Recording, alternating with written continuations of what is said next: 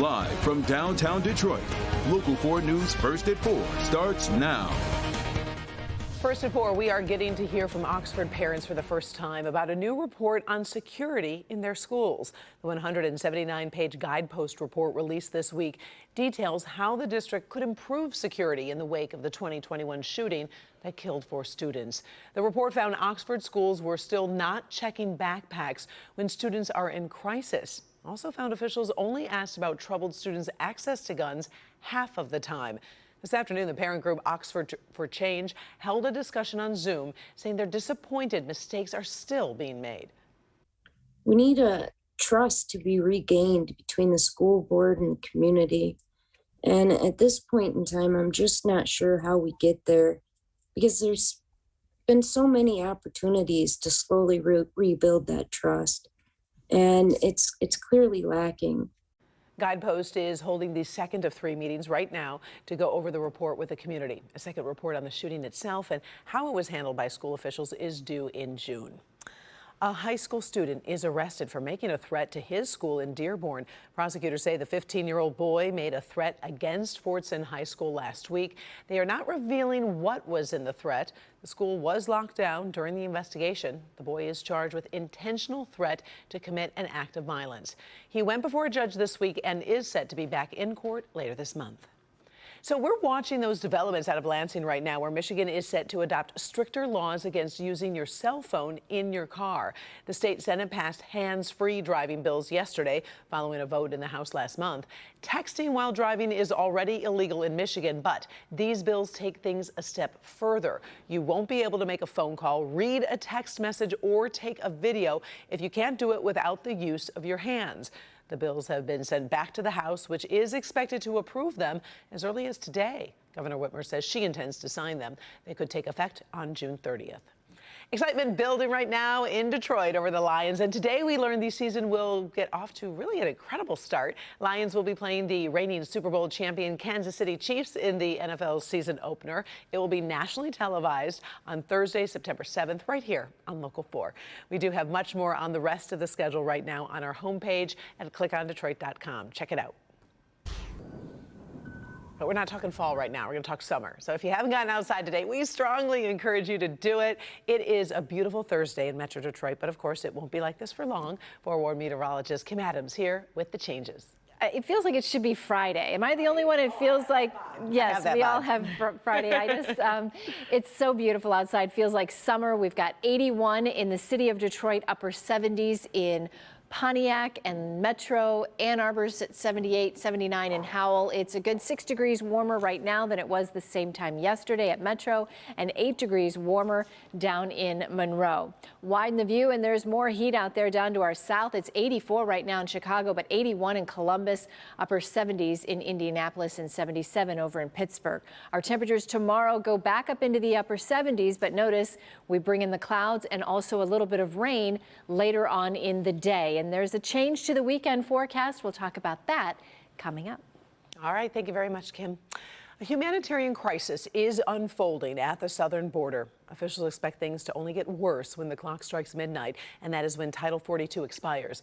It's a policy that was put in place during COVID that gives the U.S. government the power to deport migrants quickly. Kimberly Gill joins us now with more on this. And Kim, some of the cities along the border are preparing for really a huge surge of migrants. Yeah, you're right, Karen, and good afternoon to you. Some cities in Texas have already declared actually states of emergencies. Homeland Security officials predict 10,000 migrants per day will cross into the U.S. after Title 42 lifts. The numbers have already surpassed that, with 11,000 people apprehended yesterday and Tuesday. In El Paso, migrants are camped out in the streets, and the city is opening emergency shelters right across the border in Juarez. Long lines of migrants there are waiting to cross over into the United States. Title 42 is being replaced with Title 8. That's the immigration law in place before the pandemic.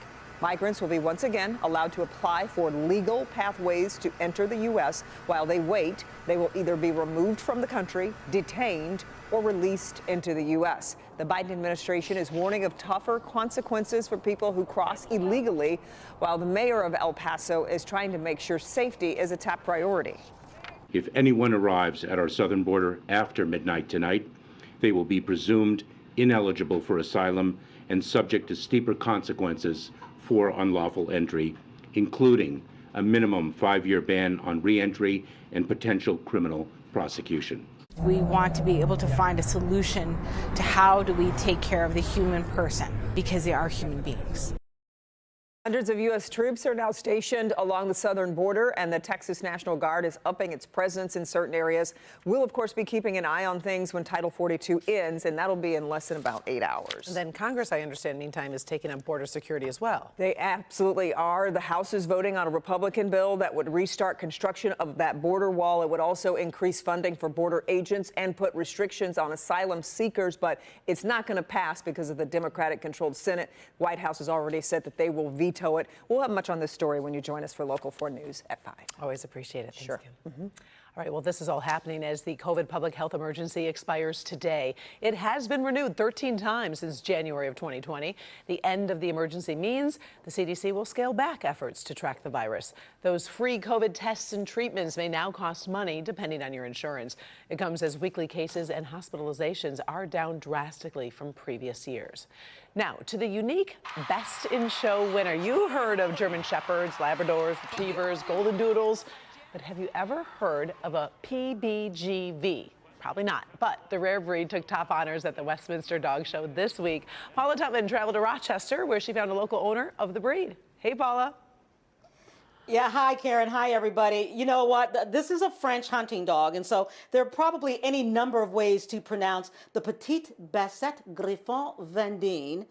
That's just the way I'm pronouncing it, but there are several others. And this is Cammie, and she has her own portrait in the living room of her owners, who are so excited about that win because they think it could possibly flush out some other PBGV owners who might be looking for some camaraderie and maybe a play date with some like-minded pooches.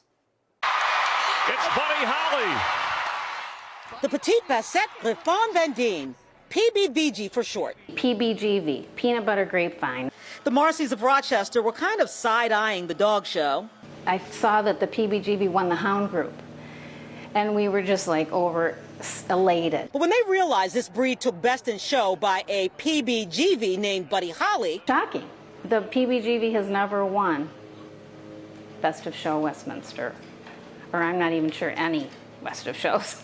Because they know full well, unless you own a PBGV, you probably don't even know what the heck it is. And they say this is a canine worth getting to know. Well, we just did some research on breeds that don't shed, and just breeds that are happy breeds, get along with everyone. And we ran across the Petite Basset Griffon Vendine. She's a good little girl. Cammie is 12 years old, and that's one of the great things about this breed. They are long-lived. They also don't have a long list of designer maladies that many other pure breeds do. They haven't been overbred, let's just say. There's very few breeders in the U.S.